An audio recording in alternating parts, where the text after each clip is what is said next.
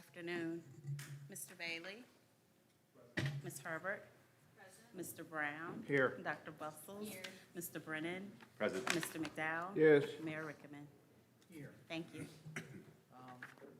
Reverend McDowell, would you like to say the invocation? Well, yeah, I think I will. All right. It's been a long time. Yeah. I think I remember how to pray. But one of the things I do want to say to all of you who are here today, and of course my colleagues, in the words of Arnold Schwarzenegger, I'm back.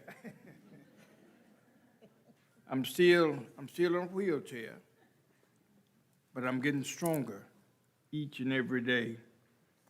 And because of your prayers, because of your support, I am grateful.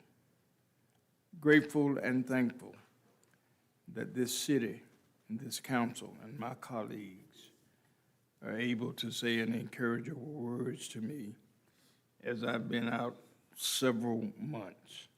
Thank you so much. Let us bow our heads.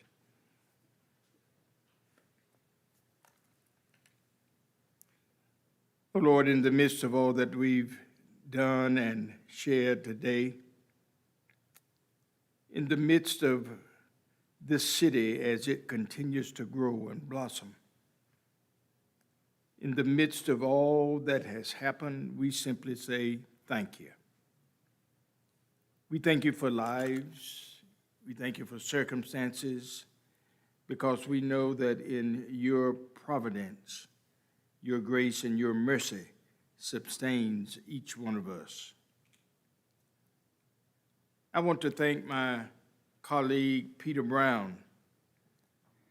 In my absence, he was able to lift an affirming word that spoke volumes to our city. Continue to bless this city of ours, the leaders of this city. Continue to touch each one of us in positive and meaningful ways. To God be the glory. Amen. Thank you, sir. Thank you. Yes, welcome, Reverend McDowell. So you all get to see, I think, as Councilman Brown also said to me a few minutes ago, the art of the multitask. So we're at meeting 3 of a 4-day council meeting day, a 4-meeting council meeting day. And with this meeting, we certainly welcome several members of our community, organizations that we certainly enjoy working with on a regular basis. And of course, talking about a little funding as we continue down our budget path for hopeful approval by July 1 for the fiscal year 2024-2025 budget. And today's budget workshop incorporates our special revenue allocations.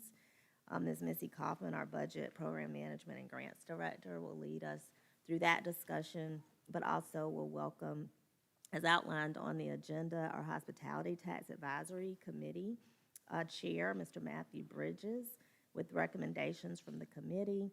We'll also hear from our hospitality tax line item agencies to include Historic Columbia Foundation, the One Columbia for the Arts and Culture, Columbia Museum of Art, Columbia Music Festival Association, and Adventure. We'll have the State Accommodations Tax Advisory Committee Chair, Mr. Hal Stevenson, with us for recommendations. And finally, a discussion of the tourism development fee. And we welcome Mr. Bill Ellen and his team, who I saw here, with Experience Columbia. And Bill, of course, is the president and CEO for the Midlands Authority for Convention, Sports, and Tourism. So that is the first item, and we'll get started. Good afternoon. Thank you, Ms. Wilson. And I'm going to just give a few opening remarks about the budget that we are discussing today, and leaving the time, of course, for the folks that you are wanting to hear from. So starting out today, we'll talk about the special revenues, as Ms. Wilson mentioned, and we'll also wrap up the series of budget workshops with you today with the parking fund and, of course, the remainder of our budget calendar. For our special revenue, we have four primary funds or activities: hospitality tax, accommodations tax, tourism and development fee, and the liquor permit rebate. We'll speak today about the allocations from hospitality tax, state accommodations tax, and tourism development. There are two grant programs that we have primarily. First, of course, is the hospitality tax, and then the state accommodations tax. Grant announcements were promoted through emails to applicants, prior applicants, and current recipients.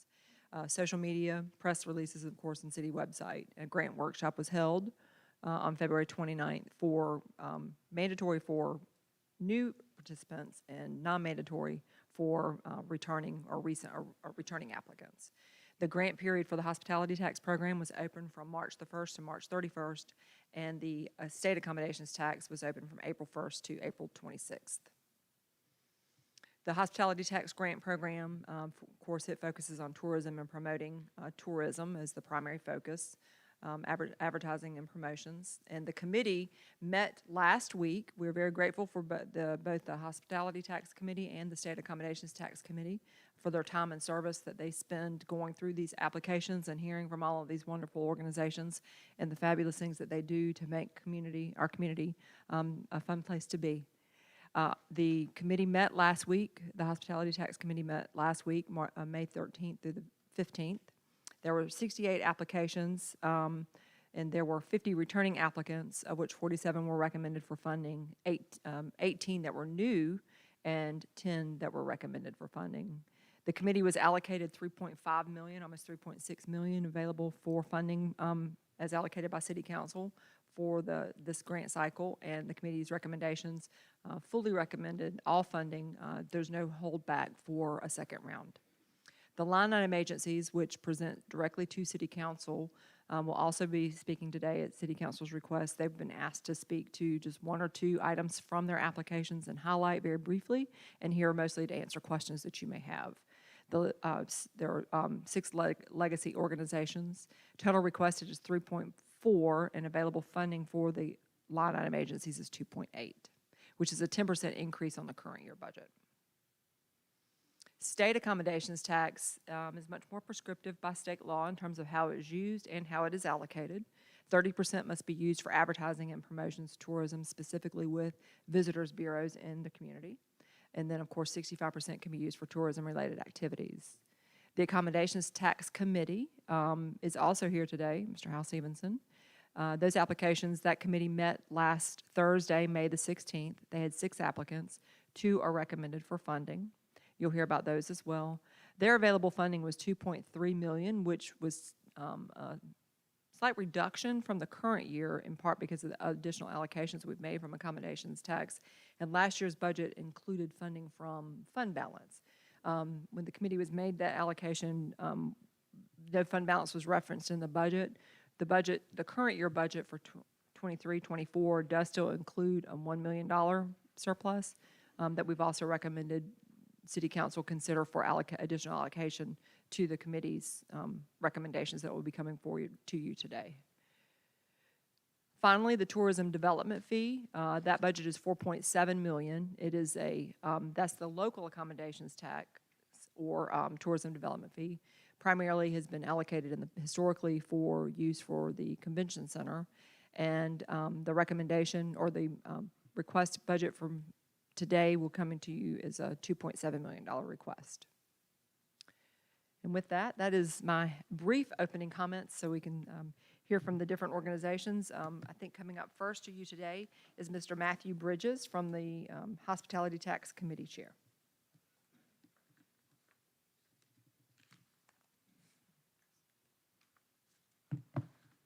Good afternoon, Mayor, Council. Thank you for having me today.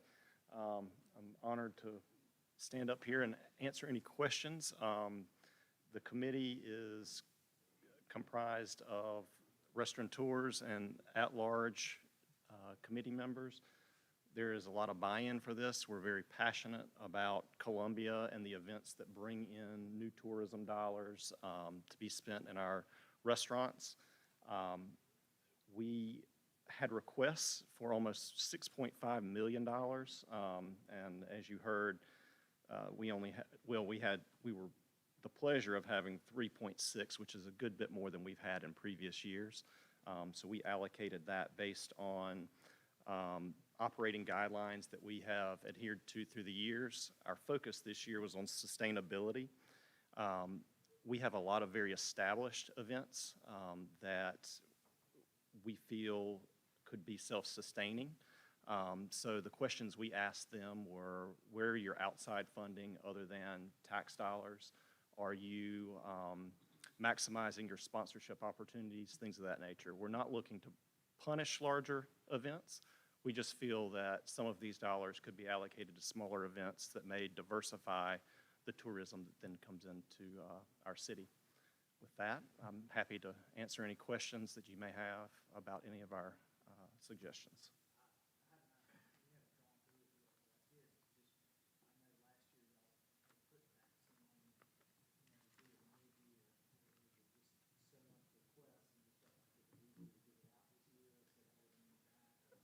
Last year we had, in the first round, that initial application number was very low compared to what was pre-pandemic, and we felt some of that was maybe some communication on our end to let people know that these funds are available.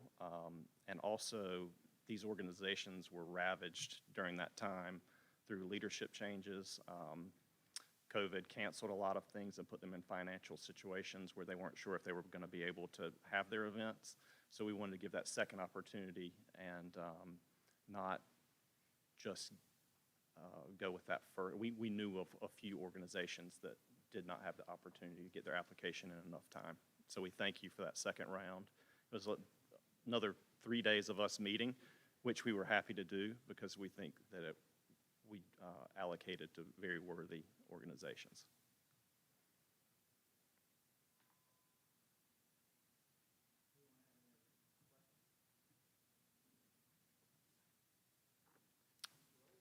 All right, thank you very much.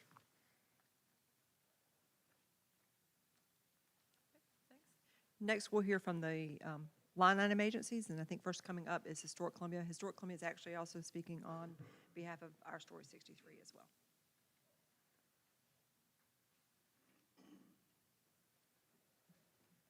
Good afternoon. I'm Robin Waits. I'm the Executive Director for the next 27 days with Historic Columbia. Appreciate y'all, yeah, a little bit more than that. Appreciate y'all considering our HTAX request. Once again, as you all know, we manage 5 historic sites. 3 of those sites are owned by the City of Columbia, and we are under contract with the City of Columbia to ensure that the operation of maintenance of these sites is done in a way that allows us to operate these as historic house museums and community properties. As you'll see in the application, we have right about 30% of our annual funding comes from city hospitality tax. I do want to reassure you that we look for many, many other ways to secure income from other sources to meet the funding gap to get us to just over $2.5 million. And our request this year to the city is $800,000, which is a $50,000 increase over the previous fiscal year. For more than 60 years, we've been committed to preserving historic places and sharing stories that connect and inspire our visitors. We do that through tours of the historic house museums. These 5 sites represent a handful of the most compelling and accessible tourist destinations in the Midlands, through which we provide dynamic access to stories of both Columbia and Richland County from its founding in 1786 through the civil rights and social justice era. As you'll see in the proposal, we also have a very long list of other programs and activities that we make available to the public, and HTAX support allows us not only to offer these events, but to promote them to a very broad audience, not just within South Carolina, but beyond. We do lots of tours of historic neighborhoods, Waverly, Arsenal Hill. We're celebrating the anniversary of the Forest Hills neighborhood this year with our spring tours.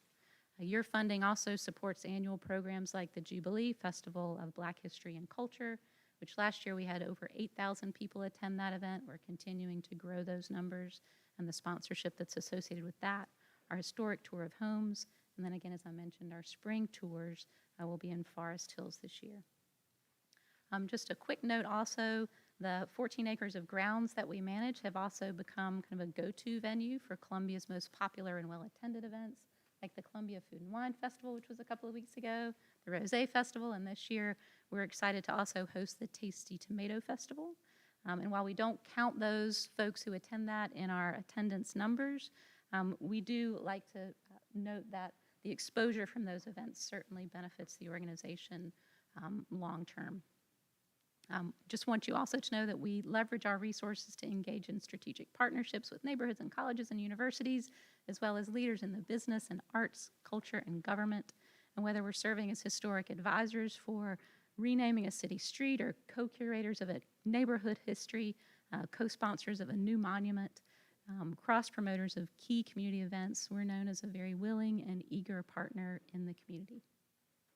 And I just want you to know that your investment in Historic Columbia is a sound one, and we appreciate your consideration of the $800,000 request that has come to you this year. And I'm happy to answer any questions.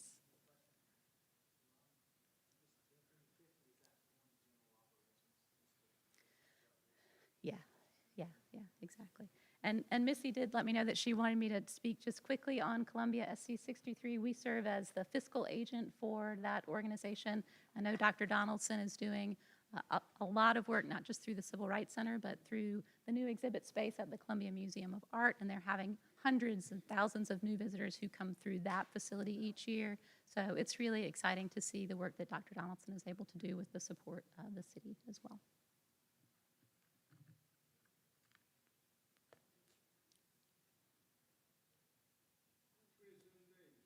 Well, maybe a few more than that, maybe 40. I'm not really counting. Jeffrey's counting, but I'm not. Nope, couldn't be that many. Yeah.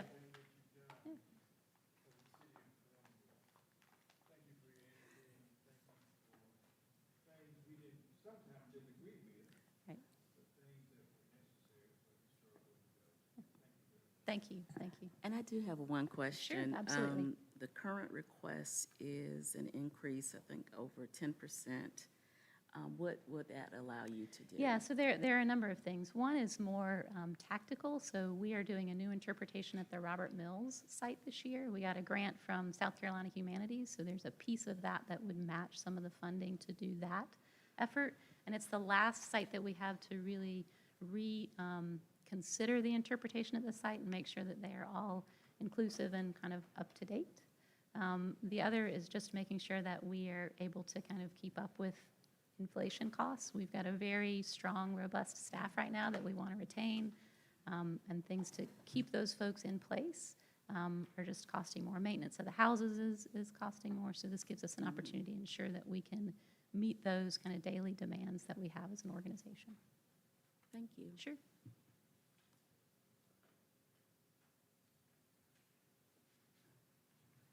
All right, thank y'all.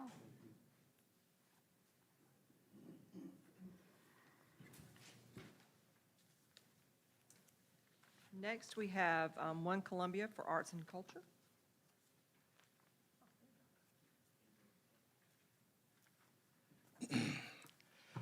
I guess it's kind of fitting I go behind Robin as the newest ED here, so one of the longest serving ones in Columbia. Thanks for what you've done for Columbia. Echo your sentiments. I'm Xavier Blake, the ED of One Columbia. This is my first one of these sessions, so we work to promote collaboration through shared celebration of Columbia arts and history treasures, with the goal of raising the quality of life for our citizens, attracting tourism dollars in our city, and further enhancing our vibrant downtown. One of our main things we do is maintain a city calendar for events.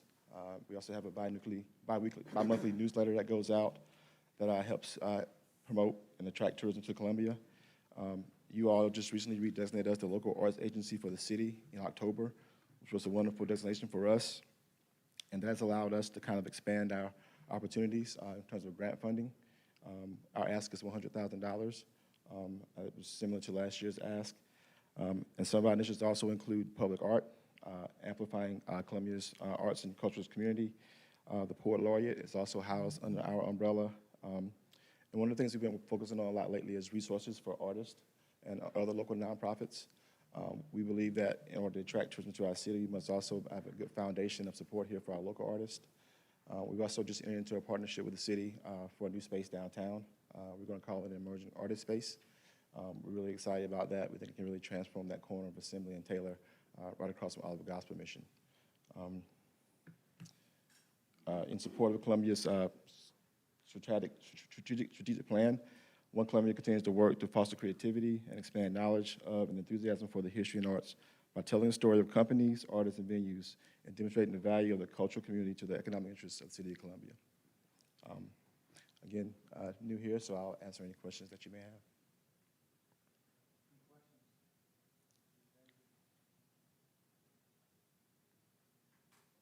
Nope. Maybe tomorrow. I will. Thank you all.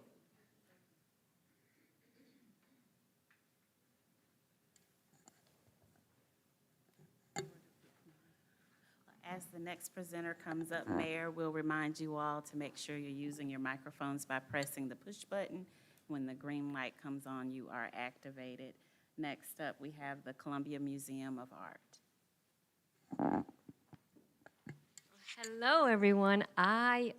They would not allow me a PowerPoint, but I do have a visual snapshot, and I'm just going to try to shepherd it around.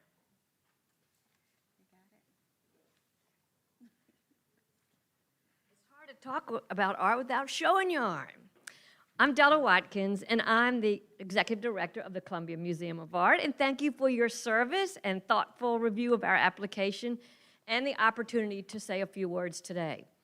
The CMA hopes you'll consider renewing your generous support as the state's only international presenting museum in the state, where we have special exhibitions and programs that attract tens of thousands of tourists and visitors in our shared community. We opened in 1950, and we now rank among the leading art institutions in the country. We have 7,400 works of art and over 330 programs. Last year, we had on-site 122,000 guests. As tenants in your building for near 25 years, I'm a good renter, and I'm the manager of your public park, Boyd Plaza. The CMA programming and exhibitions is marketed to our city residents and those within a 2-hour drive of our city. Last year's blockbuster, Alexander McQueen, I hope many of you came. In 3 months alone, 13,500 visitors came. We saw schools and guests from 43 of the 46 South Carolina counties. 36% of those that traveled to that special exhibition traveled more than 50 miles to come to the museum.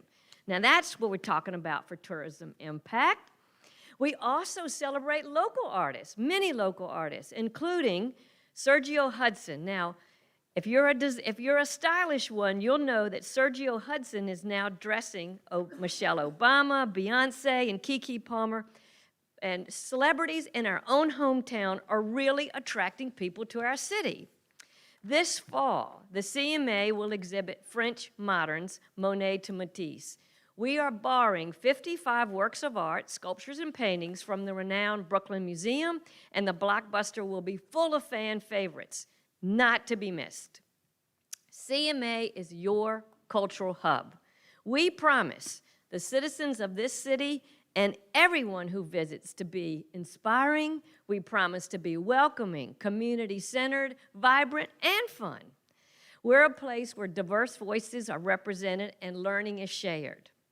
At the museum, we also have the function of welcoming many visitors. So their inquiries about lodging, attraction, dining, shopping, we have an experienced welcome desk that allows them to guide tourists all over what there is to see and do in the city.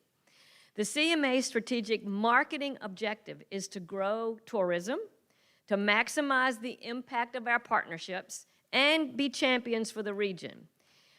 It's those collaborations with organizations just like the one we had last week with the city, and many of my colleagues that you're going to hear from today, we all are critical to the shared success. To continue the legacy of sharing and cultural programming, I included a special ask this year. We are requesting $950,000 in support. And I have asked for a one-time $500,000 to help replace the 25-year obsolete gallery lighting in the building. This is needed after, it's just like the light bulbs in your home that you no longer can use. The same thing has happened after 25 years in our building.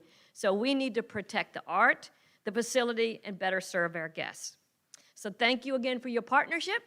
And what can I tell you? And what other questions do you have? Mayor, so I did some quick math, and 8% membership and 8% admissions, about $800,000. So what is the cost of a membership? Anywhere from $55 to our leading memberships up to $10,000. So what's the, if you had to give me a median membership, what would it be? About 100. $100. Okay, most of those are from local? They're all over. We have a receptacle agreement where you're a member of our museum, and you can also be members all over the country. And then admission, what's the cost of admission? $13. $13. But we have 6 free access days, free Thursdays. We have a lot of access, and that's where your support comes in. The extra $100,000 we've asked is to open on Mondays and include lots more free days for our citizens. In fact, this summer, with a grant, we have also partnered with 2 other agencies, and we're going to have every South Carolina resident from Memorial Day to Labor Day will be free of charge.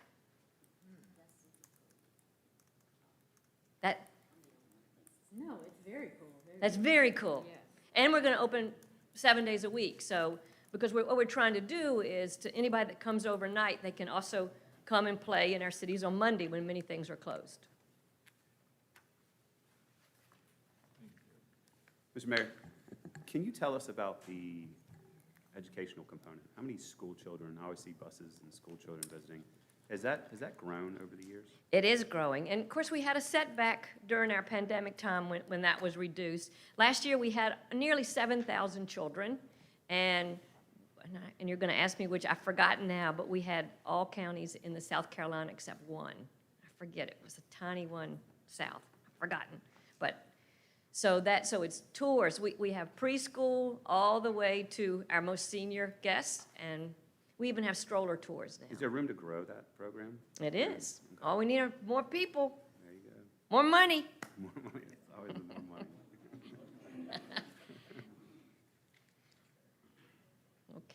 Okay. Any other questions? Thank you Thank so you. much. Thank you.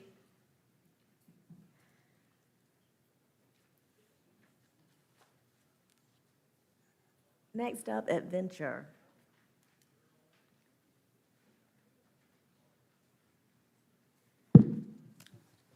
Mr. Mayor, members of council, thank you for giving me the opportunity to tell you about the Columbia Music Festival Association.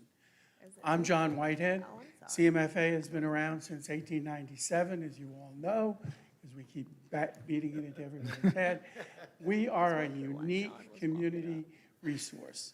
Not only do we provide the space for new and emerging artists and arts organizations to spread their wings, but we also serve as an incubator for those new and emerging groups. Right now, this past season, we partnered with 47 different artists and arts organizations, small to large. We had over 19,000 participants, people using the space, coming in to visit, attend, come to events. Pre-pandemic, we were at 24,000. And many of you have seen that space, so you know it's not a large space. But we have rehearsal rooms, we have construction rooms for costumes, for props, for sets, we have storage. We work with organizations like the South Carolina Shakespeare Company, which just performed at Historic Columbia. They store all their costumes with us, they store their sets, and they rehearse there. That's just one of the examples of what we do. In fact, as I left to come over here this afternoon, I left rehearsals for FBN Opera for Children. It's a professional opera company that rehearses with CMFA. It's also one of the organizations we helped to start, and they will finish here. They'll do performance at our art space and then tour through the Southeast. Of the 19,000 visitors that have come through since the end of this past month, 22 states are represented and 4 different countries. We think that's pretty remarkable. And what we also think is remarkable, that people who come and visit are impressed with what not only we have created, but what we've created with the support of municipal government. Your support has made this possible. These new young organizations could not afford to go to the Koger Center, the Township, or Harbison, but they can come to us. There's no charge for them to come and use the space. If they feel comfortable, they make a contribution back, but most of them come back and give us sweat equity, help with what we're doing. And it would be impossible to do without your continued support. Over 60% of what we have for our budget comes from the city of Columbia. And our unique setup does not allow us to go out and beat the bushes and ask for contributions on cold calls. We can't compete with the organizations that we're there to help support, and we don't. We nurture, we're partners with them, and we work with them. And I'm happy to answer any questions you may have, and of course, you're all invited to come and see the space anytime you'd like. Any questions for John? Yes, Mr. Mayor. Mr. Whitehead, remind me, what was the amount of the request? 260. 260, and this is for programming? This is for facilities? maintenance of the facility, operation and maintenance of the facility. I did submit a separate request, which I understand will be discussed later, for capital improvements. Okay, that's what I was just trying to clarify. All right, thank you, sir. So it's, the overall request is 460, is that correct? Yes, sir. Any other questions? Not seeing none. Thank you, John. Thank you. It's always a pleasure. And that was Mr. John Whitehead with the Columbia Music Festival Association, now at Venture. Good afternoon, Council. My name is Andy Marquardt. I'm the CEO of Adventure, and I have with me Robin Hereford. She's our Director of Development. Just want to thank you all for everything you do with the community, the support of the community, and with these organizations that are here today for these requests. Columbia is a very dynamic city, and it wouldn't be possible without all of these organizations that are represented here, and Adventure, I'm proud to say, is one of them. Last year, we served just under 200,000 visitors. Actually, we were 400 people short of 200,000 visitors through our doors here in Columbia. And a lot of that energy has been generated by becoming a more place-based and locally focused organization. Things like our Celebration Circle new exhibit, the Firefly, which next weekend we are going to have our 2nd annual lighting of the Firefly with the Teacher of the Year to kick off summer here in the Midlands. The other exciting things that we're doing, almost 100% of our first floor exhibits will be renovated by the end of 2025, and these come from all different funding sources. So we've been able to come together and put together almost $4.25 million in first floor renovations to the museum, and we are looking at the 2nd floor next for those fundraising efforts as well as outdoor activities. So things are going good. Our synergies are going good after the pandemic. Our visitation is good, and we're almost fully staffed. So I want to thank you. I'm going to hand it to Robin so she can share some numbers with our application. Hey, thanks so much for having us. We're really excited to be here. What Andy was talking about with the first floor, that just gives, really, we believe that gives value to visitors, and it gives reason for people to stay another day and to come back again to see us. I hope that you all will come and visit us soon. We'd love to talk to you and take you through and show you what's happening.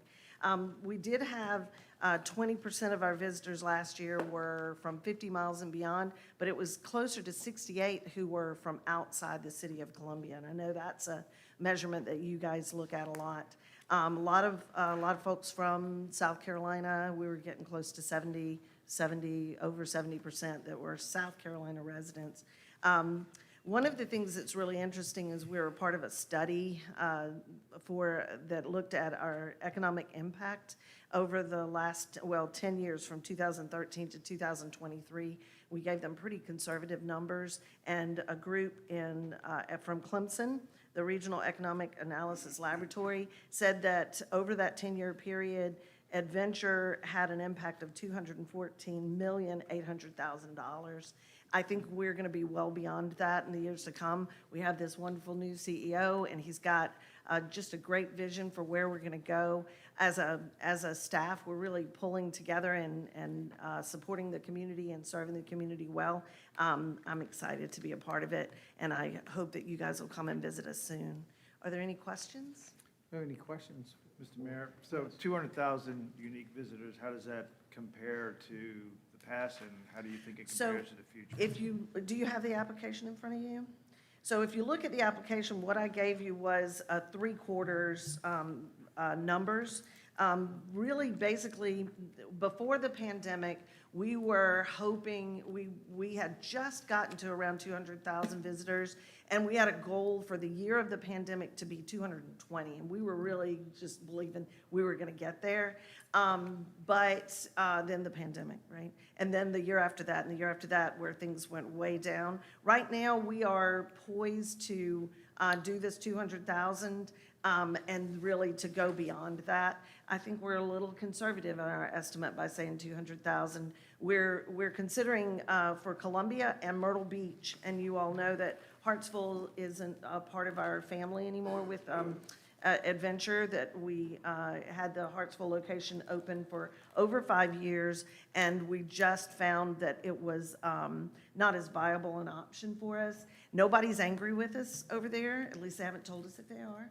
So we left everything in good standing with Hartsville, but right now we just have these 2 locations, Columbia and Myrtle Beach. We're looking at 250,000 for the both of them. So to the shortest answer, which I went all the way around and I'm coming back to, is that 200,000 is where we were before the pandemic, and we really expect to go beyond that with our report at the end of the year for fiscal year '25. Part of that's the reason for renovations. On Saturdays, it becomes a little tight in the museum when we have 1,100 people in there. So the renovations are going to take and spread people out, especially if we can do the outdoor renovations. So that's really going to allow us to expand our capacity. Mr. Mayor, I'm very excited to hear about the first floor renovation. It's needed, yeah. My kids love it. Let me ask you something. With this money and operations of the facilities, do y'all do the litter pickup outside of, and the landscape? It's shared with the city. It's shared? So we handle a lot of the stuff that's the sidewalk in, and then the city handles, the Parks Department specifically handles a lot of the landscaping outside of Okay. the museum sidewalks. And y'all coordinate pretty well on that Absolutely. consistently? Communication is great. Okay, great. Thank you. Any other questions? Mr. Mayor. Go Yes, ahead. Mr. Do Bailey? either of you two know who Blippi is? Yes. Our guests remind us daily. He's been there. He's been there. Yeah, I know. When did Blippi come? That was during the pandemic. It was actually, I think, the fall of 2020, I believe. Okay.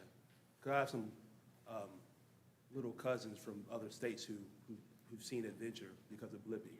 I was wondering, have y'all seen any visitors come specifically to Adventure because of Blippi? Almost weekly. Yeah. Still, even 4 years later, we have guests that come in and say they saw us on Blippi, and sometimes specifically come to the museum because of that. And little people dressed like Blippi, but miniature me Blippi, It's a Blippi. that come and are very excited kid's about being in the character building because of that it. So visited it's lovely. Adventure. Blippi's a YouTube Nope. star. Yeah. Yeah, I'm out of that, range. That's my time. Blue hat, orange bow Thank you. tie. Mr. Mayor, one more question. Yeah. Have you looked I at was doing looking any for a type blimp in of the sky. coordination with the zoo and the Museum of Art to do some packages for out of Well, town? you know the Cool Pass, right? So the Cool Pass is the zoo, the State Museum, and Adventure. I was really It's talking more about out-of-state type. Out of state, bringing Yeah. people from out of state. So maybe doing some coordination as, visitors. I mean, I think We'll we're in, definitely. I think we're in a really good time. We're Columbia for, money. Yeah, great. They'll- Can you come to the, come to the mic, please? I can barely hear the people at the mic, never mind over there.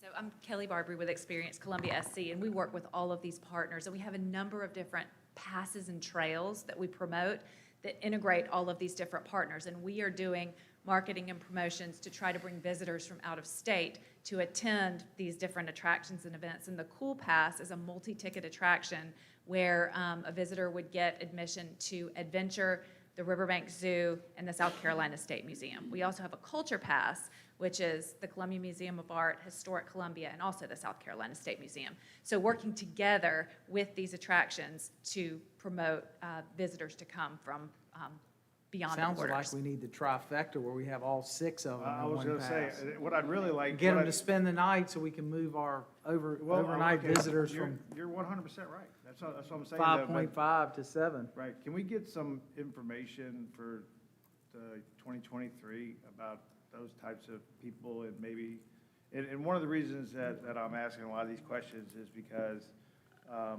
I've heard from multiple people that are in the process of developing in Columbia from other places, that Columbia is just not enough. And we talked about it going back a whole year, marketing, messaging, and how do we promote ourselves? And I'm gonna eventually have a very specific ask for some marketing money to go through the Economic Development and Infrastructure Committee so we can do this. But and there's a component about this, just telling our story, which we Yes. talked about. Right, best kept secret. So there's a component of just telling our story, but there's also a financial component. When these developers go to the capital markets and they look for funding, and somebody's not familiar with Columbia, that is a negative when it comes to being able to secure funds to do developments. And so I think it really ties in nice to this whole story. It is a story, and I think, is. I feel like we get it now. We gotta tell our story. But how you tell the story and then how you apply the story is even more important. So if I could get some information about this coordinated effort, that would be great. So you're looking for information about, say, the Cool Pass And both of and how them, that's and brought where, things do in? we know where people come from? Do we know that some, Sure. that somebody from, the number of people from Ohio that have been here, or, just how we can kind of just work together in more.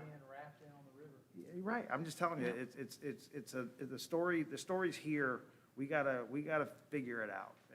And I think the next 12 months, we're gonna figure out this story, and we're gonna really tell it, and believe it, not just Yeah. tell it. I mean, we're not gonna fool everybody, we're gonna tell our story, and mean it. So whatever information we could get, that would be helpful. Thank you. Okay, thank you. Mr. Mayor. Yes. Andy, I encourage you and the team to provide my colleagues and I more consistent updates of some of the things that you're doing. Unless you have young kids, oftentimes we don't know what's happening, and it sounds like some great things are. Yep. So often, all of our other line item agencies will reach out with even just a quick email of good bullet points or invite council to events, and we want to come support, especially when we're funding some of those pieces and have this responsibility in terms of the facilities. So would really appreciate if we could improve on some of those updates in communication between Absolutely. Adventure and council. Absolutely. That's on my paper, because that would be in my wheelhouse for sure. But I'll definitely work toward that. That sounds great. Who's Libby? Blippi, it's this grown man who has this little hat on that has a spinny thing on the top and lots of colors, and he's over the top, but he's loved. He's on YouTube. He comes in and he says, "Look at Adventure and look at Adventure," and people want to come. I'm glad you did that. Yeah, the dancing Because the part. mayor didn't know who Libby was. Nope. And I didn't know. I guess it was because my children are grown. That's it. We used to That's it. call Yep. that Poindexter. Yeah. Thank you very much. Thank y'all. Thank you.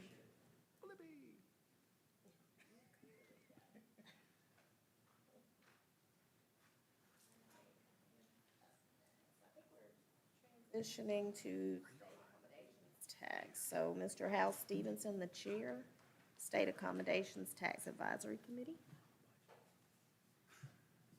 Mr. Mayor and Council, the Accommodations Tax Committee met last week. We try to discourage people coming in personally that aren't going to get funded. We've been funding Experience Columbia and Lake Murray Country at 85 and 15%, and that was our recommendation. I'm sure it's in your packets. And we stayed with them and just funded those two organizations. Though, Mayor, you'd be glad to know Patrick Davis was in. You probably know what they're trying to do with some of their things. But we felt like we needed to stick with the program. And I'll be glad to answer any questions if y'all have any.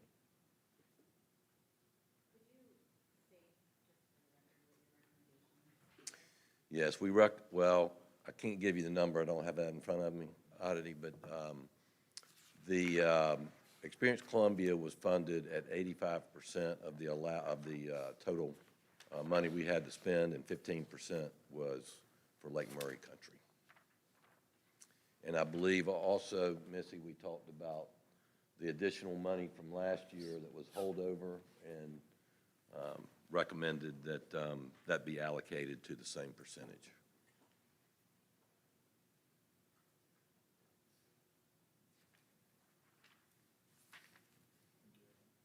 Can you talk a little bit about your decision in terms of decreasing funding for Experience SC based on the previous year? It's 1.986 versus 2.3. It was just the total money available last year was 2.7, and the total money available this year was 2.3. Okay, so the percentages are the same. Percentage is the same of the available money. And I'm not quite sure. I think maybe last year we had something about Finley Park and a bond, and maybe some of the ATAX money is going for interest payments, perhaps. Is that right? It was also included in this year's budget, but last year's budget included some allocation from fund balance. That wasn't reflected in this budget now, but we're recommending to add it in. In the future. So you're talking about a rollover, Missy? Yes, sir. From the current year budget, rolling over that available amount into next year for the committee to to add to the committee's recommendations, available funding. They were only the allocation for them in the next budget year was 2.3 million, so this would be an additional million. However much of that you would want reserved. Plus, we're running out of our time to allocate and spend those funds. So we'll bring that up in future discussion. Obviously, we wanted to take all the information in today, and then I think come back and kind of discuss what the committee's done, what the line agencies requests. I think we've got a couple capital requests in there as well, and then along looking at that surplus and deciding because I think we have to spend it before the end of '25, correct? The state accommodations tax, we do have a time limit, so we would cycle those through, but we do need to get them allocated so we can spend them. So that'll be part of our future discussion at a future work session here in the next couple weeks. Okay. We're good? Any other questions? Missy, for I Hal? have a question for you. Criteria, state allocations and criteria call for, it defines what it can be used for, tourism-related expenditures. It lists visitor centers. Is that paying the rent on a visitor center, or? It's it could be used, I believe, for those type of activities, it's really for advertising and promotion, but it's to be allocated to the visitor centers for that advertising and promotion. For that, okay, so it's marketing based, okay, thank you. State law is a lot more prescriptive on the state accommodations. All right, all good? Thank you. Tourism development fee, a discussion by Mr. Bill Ellen and his team with Experience Columbia, the Midlands Authority for Convention, Sports, and Tourism.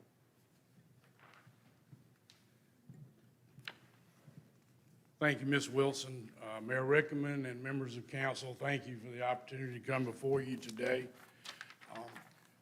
Before we get into the specific numbers for the tourism development fee as it's funded to the Columbia Metropolitan Convention Center, our organization sometimes gets confusing because we are, the Midlands Authority for Convention, Sports, and Tourism is the umbrella for the Convention and Visitors Bureau, Experience Columbia Sports, and then again, the Columbia Metropolitan Convention Center all fall under the umbrella of the Midlands Authority.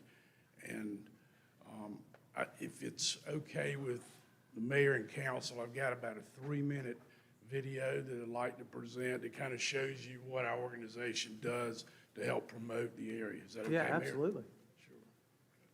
Okay.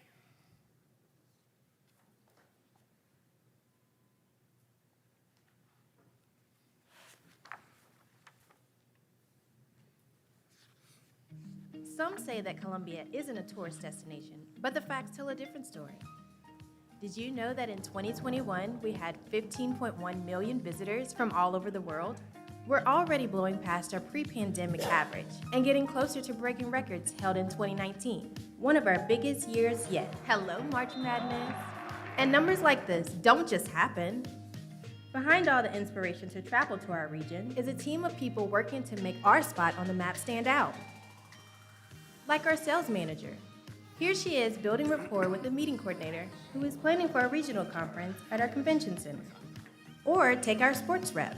He's given a site tour to the director of a youth sports organization for consideration for an upcoming regional tournament. And this beautifully designed, intentionally placed magazine ad that gave Louisa the idea to plan the weekend getaway with her friends in the heart of South Carolina. Who is that? Couldn't have happened without our marketing team. Yep, that's right. We at Experience Columbia SC are a part of many of the processes and decisions that bring people here. We develop everything from social media campaigns to print advertising to digital targeting to public relations, plus a whole bunch of other stuff you may never see as a local, to let potential visitors know what we've known for a long time. Columbia's not a drive-through flyover city. We're an experience, all on our own.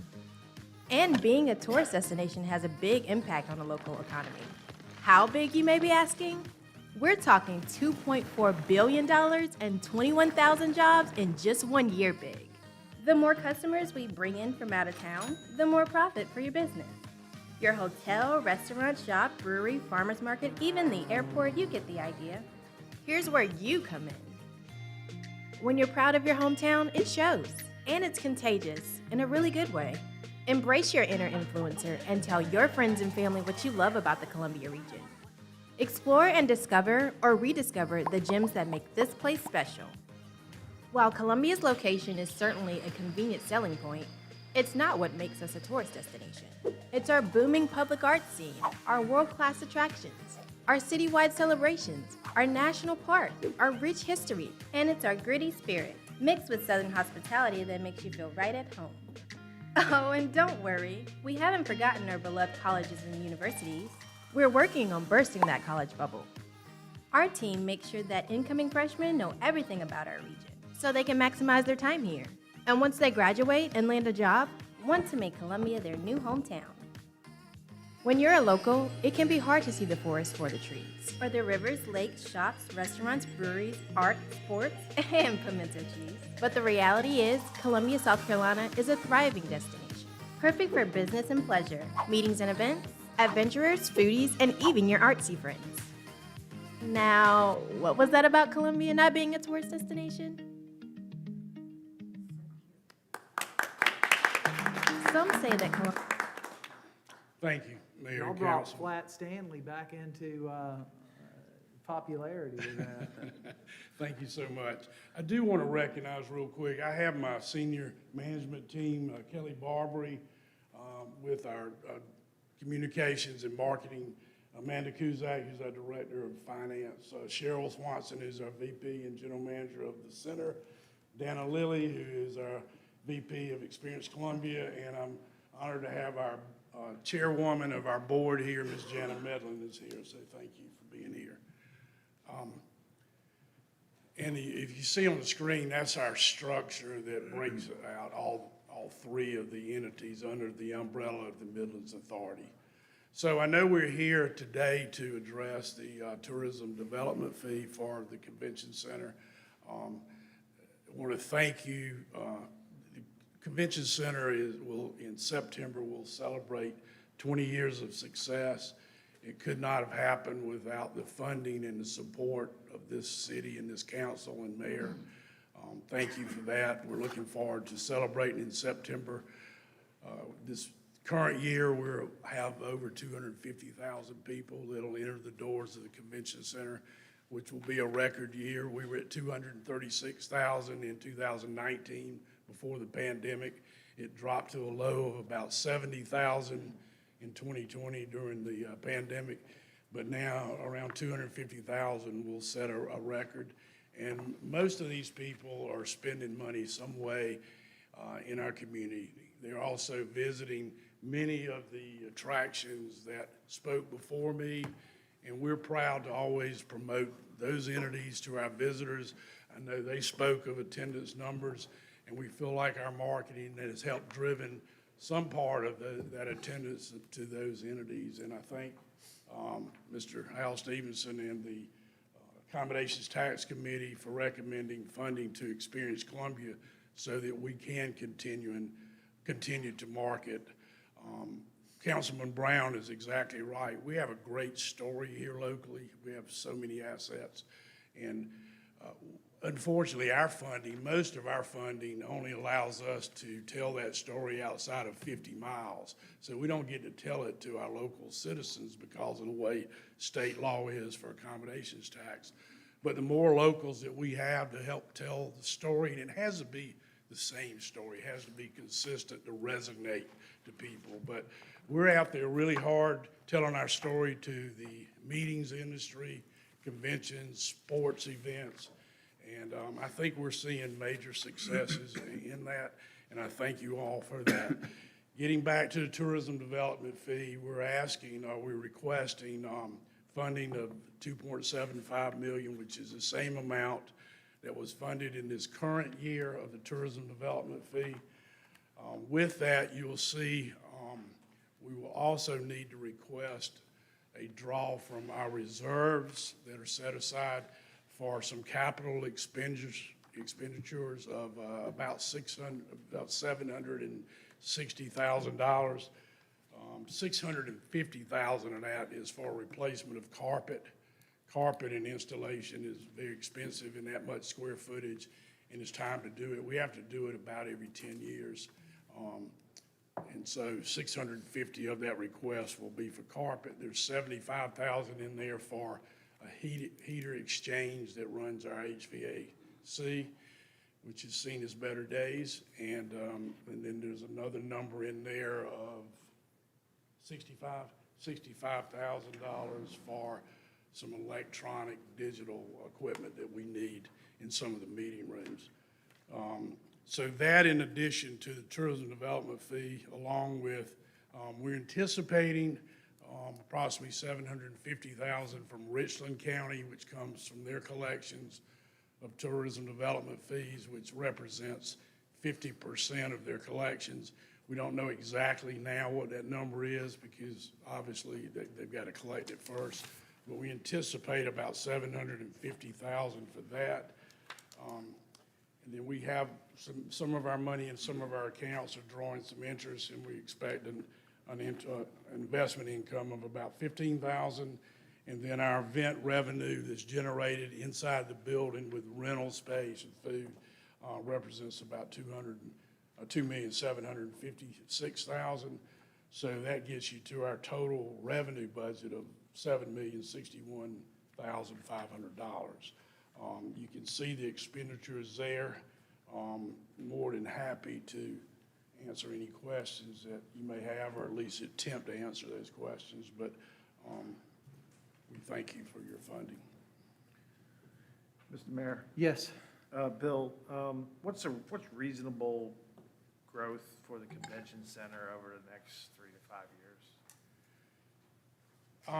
You can define growth any way you want, whether it's groups or people or whatever. It's a good question, and I would define growth in several different categories. One being obviously the number of people to come in the building. one being the amount of events in the building. An answer that is probably not right at this moment, but there's not a lot of growth potential in the size of events that we can get into the building just because of the restrictions that we have because of the amount of space. I think you've all heard me say in the past, we're on the small side and we need more space to attract that next tier of business, which is that next tier attracts the groups that come in with longer hotel stays and spend more money because there's more people and they're here for more days. So to answer your question, we can expect some growth if we mix the type of events that we have. So there's events that attract more people, obviously, than other events, and we're to the point the building is so successful that we can pick and choose some events now. There was a time when we were just trying to fill the building with whatever would come. Now we're making wiser decisions on what type of events, and our goal is to attract those and book those pieces of business that have more hotel stays, that will send more people into the restaurants for meals, and it will generate more of the taxes that we are actually requesting, the accommodations tax. So there's a little bit of room for growth, but Councilman Brown, not a lot under the current size. So I'm glad you brought up hotels. So is hotels a chicken or an egg when it comes to the convention center? We've got more hotels now than. Yeah. We've had pretty good growth in the Vista on hotels. I will, for someone who's got a daughter getting married who lives out of town, it's still, not probably adequate. With Ben Arnold eventually bringing on additional hotel space. So at what point do we see this building of overnight visitors that would then potentially precipitate growth for the convention center, or how is that working in your mind? When we build a hotel at the convention center, I mean, look, you can read all the studies. We've been through this, had a conversation with the mayor of Austin, and it was funny because I invited him to come to Columbia and talk to everybody because he said when I was mayor in the 90s, everybody said, oh, we got to build the convention center bigger. And what they realized their problem was hotels. We can't get the type of conventions and fill the space and utilize that square footage in there if you can't get a block of rooms. And just like you're encountering with weddings, so I think getting that hotel is the key. That's exactly, we were standing in the hotel in Austin and he tells that story and he said, we built a hotel. And then other hotels started to pop around and then we got the thing. He said, the key is to have that first link of rooms, because that's what people want. They want the ease, and that's how you get that. Because a lot of our conventions we get are day trippers. I mean, we can see the numbers. The Hunden study that was done by Ben shows most of those folks were traversing here for the day or, a shorter period of time. So I would answer your question. I was going to say, Bill never even moved his lips. Listen, it's easier if the mayor answers it, I promise.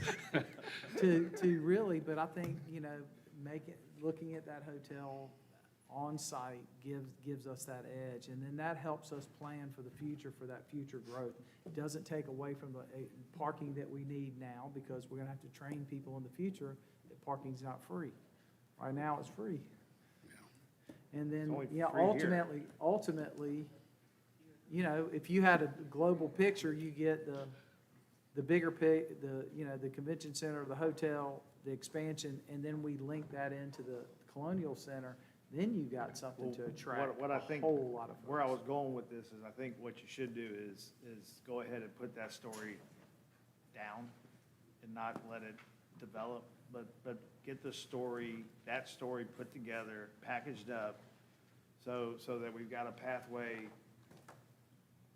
to a. You're talking about the need for a. Yeah, I'm just saying that And they're working on we it. don't, right, but I guess what I'm saying is, there is a specific pathway, we don't live in if we build it, they will come era. So we live in a very strategic era, and I would like to see that strategy put together sooner rather than later. Great. So that we all have it, and we can all work towards that strategy. Councilman thing. We're actually working on that now. It's a longer process than I had hoped for, but, you know, to get a developer Yeah, always is. that wants to come in and invest in a full-service hotel, they're very expensive. We've not had a full-service hotel built in Columbia in 20 years. And that was the Hilton. The Marriott was the first, and it was built in 83 or 84. So there's just not a lot of developers lined up to build those type hotels. The limited service that you see, 100 to 130 rooms with not much meeting space, no food and beverage to speak of. We have plenty of those, and we've got really good partners that we work with. And we put a package together that we've been successful to attract the type of business that we're attracting. But to get to that next tier, we need that next level hotel. You know, everybody hears a lot about the success of downtown Greenville. If you think back and if you ask the mayor and past mayors and people involved up there, if there was one thing that helped jumpstart that, it was that full-service Hyatt Hotel on Main Street in Greenville kind of jump-started a lot of other businesses. And so we need that. We need a premier hotel that we can get blocks at. Our problem is we can't get large enough blocks for conventions in one or two hotels. Well aware now. Yeah, thank you. Thank you for that question. And just, I don't know, but when you say you can't get large enough blocks, what would be the ideal number? What we're experiencing now, when we talk to meeting planners and we get to that point and they need 250 rooms, well, we say we can give you 60 here, 40 here, 30 here, 20 here, and we piece it among 7 or 8 hotels. And at that point, most of them stop us and say, I can go here, here, and here and get my people in 1 or 2 hotels. So, you know, 250 to 300 would be a primo spot to attract that next level. Now, is that minimizing that source bill or maximizing? I'm sorry. Is that minimizing? You said 250 rooms. That would be more than what we're able to get now. Much more. If we maximize that, does that number change? Absolutely. And it would change approximately what percentage you think? It would change in the aspect that we would attract larger groups, and they would affect a number of things. Our assets, we got great city assets, and many of them were in here today asking for funding. That's the package that we have to offer when we get visitors in. Not, you know, everybody goes to a convention, and outside of those 4 walls, you're looking to, where's a good bar, where's a good restaurant, where's something I can do, attraction. And so we're building that package, and we do have a nice community package of assets. It's just that we're not big enough at this point to attract that level that brings in those people more regionally, further out, that stay overnight for more nights, and that's what we need. Bill, can you share with us an example of a major conference that we've missed out on? Just think hard, just one. What's the wow effect? What's the biggest one in your mind that we've missed out on because of this? There are a lot of them, and I got a notebook I could share, but to answer your question, we did have, not long ago, we had a national business sorority event of ladies. Pink Ice, we cannot accommodate Pink Ice at the convention center. That was down, I think they met in Tampa, Orlando, somewhere, but Orlando's a whole different game. But that was one of the largest ones that wanted to come here. They had a lot of leadership in the state, and That was like 8,000 or 10,000 people. We could never accommodate that in hotel rooms. That's their national, but they hold a regional of about 5,000 or 6,000 that, you know, we we could make it work. It'd be hard now. Yeah, the national conventions, you know, we're never gonna compete with Orlando and Las Vegas and Atlanta and maybe even Charlotte. We know that. But there's so many tiers between where we are and where those destinations are that there's a lot of meat on the bone in there that we're not reaching. Never say never. Right. And I think, so I was thinking of another group, but our Pink Ice event, they have told, I think they tell me every year that the convention center can accommodate them. And that's a part of that goes pretty late into the night, so folks are gonna hang out. Well, And they come from across the state. I'll even drill it down even smaller. We've got groups right now that are outgrowing us. The South Carolina Firemen's Association was in town a few years ago. We're not big enough to accommodate them anymore. They've grown. We've hosted the South Carolina Funeral Directors for 20 years, and they have told us they've about outgrown our building, that they have to go somewhere else, which would mean they'd have to leave Columbia to go somewhere else.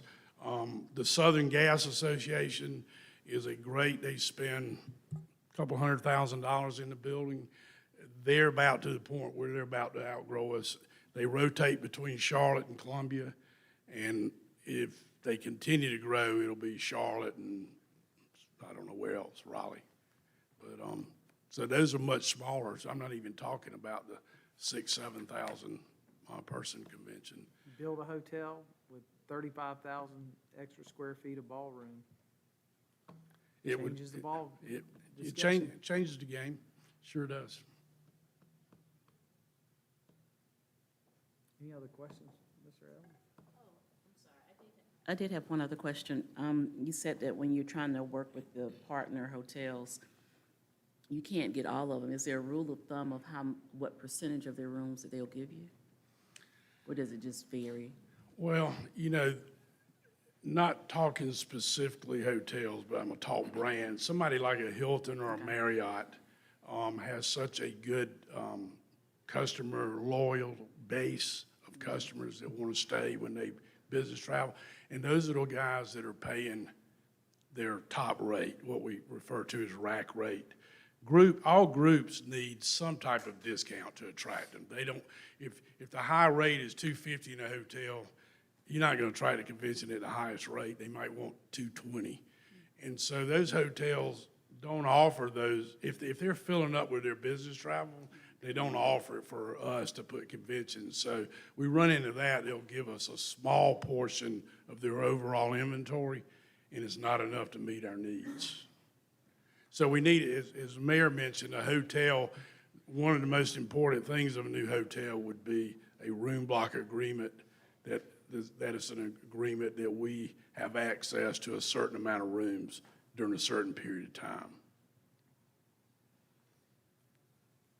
Mr. Mayor, if I might. I think earlier, Bill, when we were first starting, and I think Mr. Brown was touching on telling our story, I would just make the pitch that as the city has rebranded our new logo, not suggesting that Experience Columbia changes, obviously, and understanding that the reach and your target audience is the 50 miles outside of the local. But I do think, to your point, and you said this, the consistency in the messaging, it needs to be in line too with what we are trying to promote, and I think that it is. I mean, the video that you shared is very nice.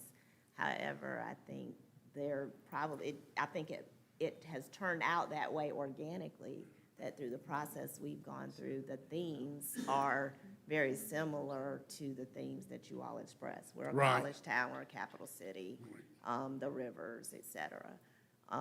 And that worked out that way. I think I'm making the pitch that we need to be intentional going forward about it, and hopefully make sure that we're partnering with our teams at the city and your teams. Absolutely, and we have incorporated the new city logo, which we really like.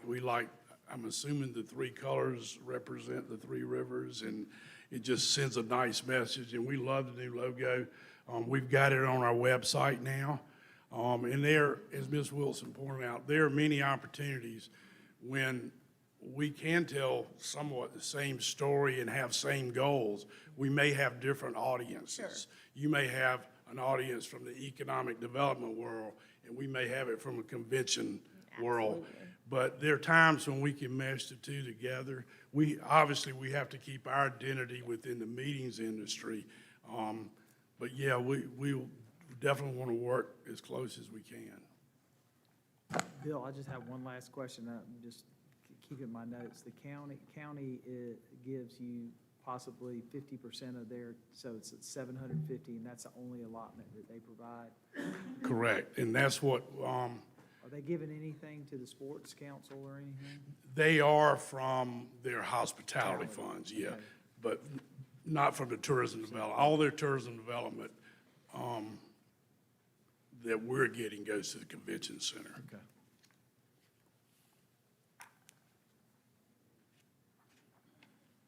Any other questions?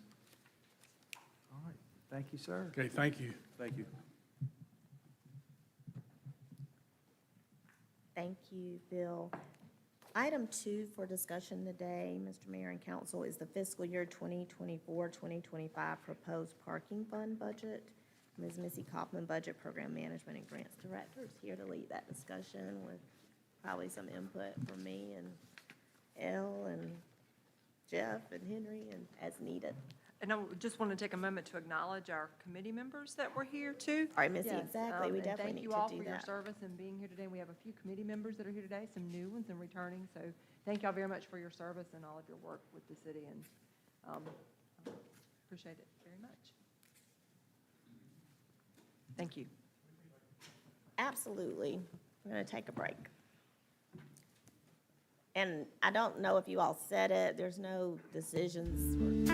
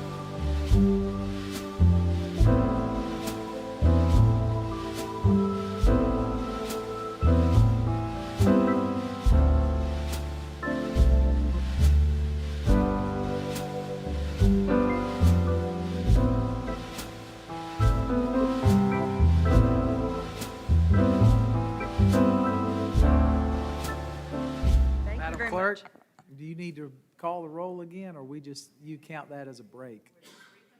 Reconvening, all right. All right, perfect. Okay, we will roll into the last item on your budget workshops for today is the parking fund. Parking fund, of course, is one of our other enterprise funds, which means it's a business-type activity, much like our water and sewer system as well, and our stormwater. The parking fund budget for 24-25 is proposed at $10.4 million. It's a net reduction of $1 million, but that's because last year's budget included some allocation from fund balance. This budget does not include any allocation from fund balance at this time. There's a parking rate study, as you're aware, is been completed. City manager has taken some additional time to review prior to making recommendations from that rate study that has been completed. Of course, the parking. proposed timeframe for that is that Proposed we're looking timeframe, for- bring forward. For this 25? Yes. It would be in this calendar year for implementation, Right. January 25. The parking fund, of course, there are 11 parking decks, 14 service lights, more than 3,600 on-street meters, and more than 1,400 passport supported spaces. Of course, the parking service supports our business community, our universities, our downtown, special events, and other economic activities. So it is a very critical part to, very good conversation from what you just had earlier about the tourism and attraction to the city. The parking fund budget includes revenues of $10.1 million. That's flat from the current year. It's in line with our collections and some extra efforts we're putting in towards enforcement. The other revenue comes primarily from interest earnings and rents. That's about $276,000 to round out the total $10.4 million budget. And as we just mentioned, a parking study that's been completed, rates have not been adjusted in a very long time, yes, at least since 2006, I think was the last comprehensive, so we haven't adjusted rates for a while. Of course, that revenue is needed to support our debt service coverage with the parking fund, and we are close within that range, so we're trying to make sure that this budget stays within the debt coverage ratio that we need to be fiscally responsible and support the system for the long term. Real quick, so garages and lots are 47% of our revenue. Of that breakdown, how much of that 47% is the 14 parking lots, do you know? We can find that out. I haven't broken down, I have them more individually summarized. I would love to just, well, if you're gonna have to break it down, can you just break it down by entity? In other words, by lot? Yes, we have that. By lot, by garage? Yes, we have that as Thank part of you. the more detailed budget information. And then, of course, the other large portion is the parking meter collections, which is not parking tickets. That would be the non-moving violations. The proposed budget for the expenditures, department budgets total $6.1 million. That's an increase of $600,000. Some highlights from this proposed budget is $250,000 towards the T2 Luke pay stations that have been discussed. Two vehicles. Some of the big cost or line items in this budget is for payment for online payment fees that we pay, as well as credit card fees, electricity at our garages, and maintenance and support for different services related to our facilities, elevator maintenance, call boxes, and the like. There is also inclusion of funding for consideration of staffing to address enforcement, special events, and employee engagement for about $180,000. City manager will be addressing those with you at a future date. One of the other large items of this budget is $3 million towards debt service. That's for existing debt, not any issue of new debts, of course, but for existing debt on our parking garages. This budget does include a transfer out to the general fund of $500,000 and our internal service funds for $473,000. That is no change from the current year.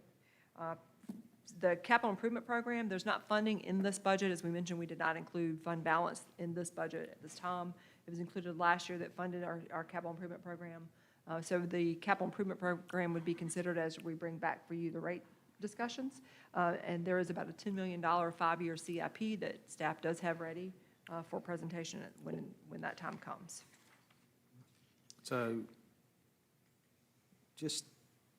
can you just clarify parking facilities, so our parking garages?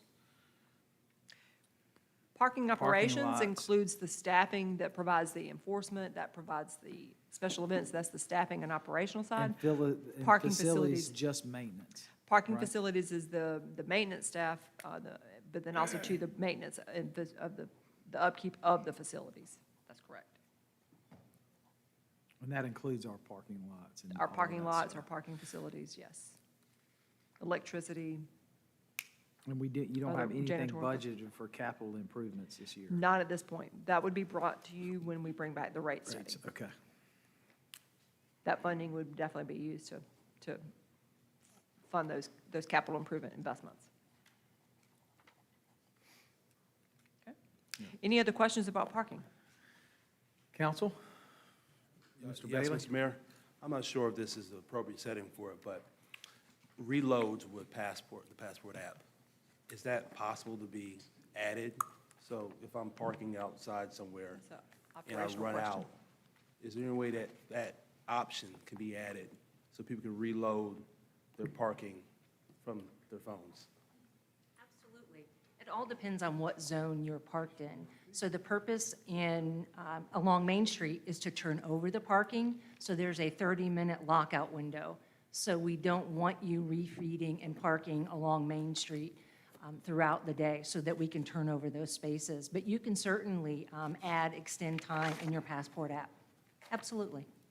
Is there any way a carve-out could be made for a section of Main Street on that end? I've received a lot of complaints about lawyers getting their cars towed while they're trying cases in the courthouse along Main Street. Oh, that's because they let them accrue. And they can't reload from their phone if they're parked at that area. So it was just Along Main Street now, Don't we they just bill utilize their the clients for Barnacle. that? And that's due to outstanding parking citations, not reloading their Passport app.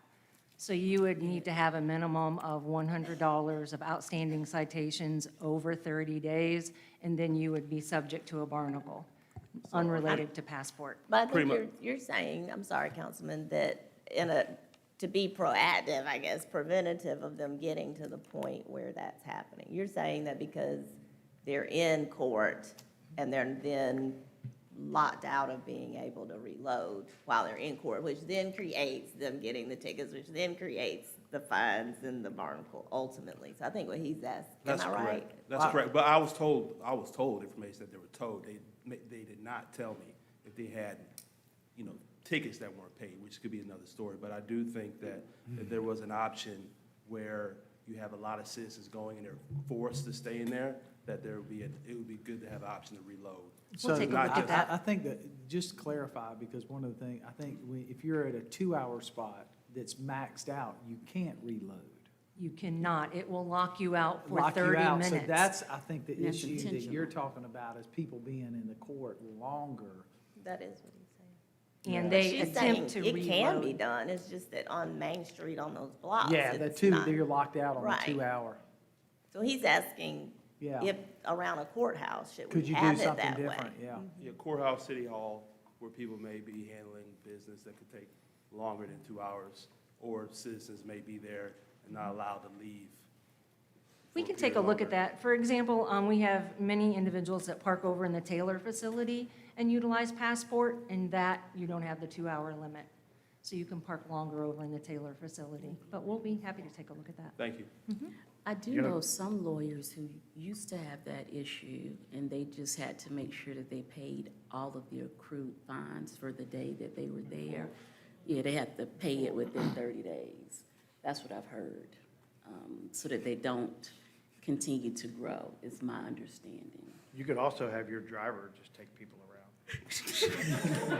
That's even better. I don't know what he's talking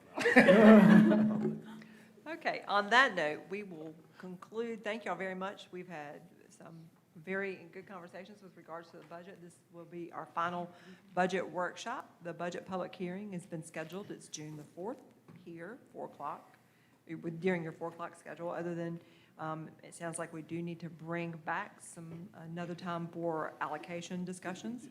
So we'll work with the city council on when we might want to schedule that discussion.